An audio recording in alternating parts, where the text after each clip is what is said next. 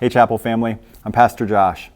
Today's verse is Philippians chapter 2, verse 8. And being found in human form, he humbled himself by becoming obedient to the point of death, even death on a cross. So the Apostle Paul here is writing about Jesus' death on the cross. But what's significant about his human form? Why does Paul point that out? And what is obedient about being put to death on a cross?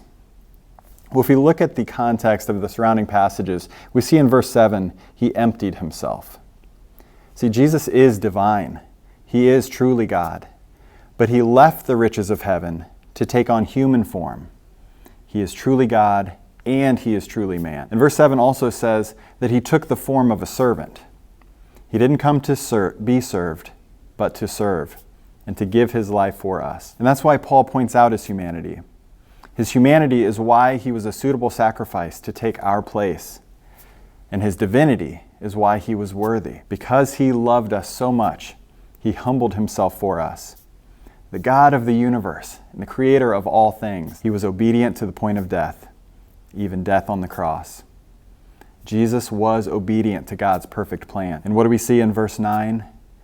That God has exalted him.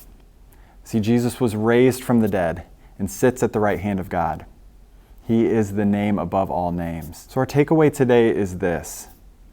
It's so easy to get caught up in ourselves and our own selfishness. But when we recognize that Christ gave up his life to be with us, he had everything with the Father, but he humbled himself for you. Will you humble yourself to Jesus? He is worthy of our praise.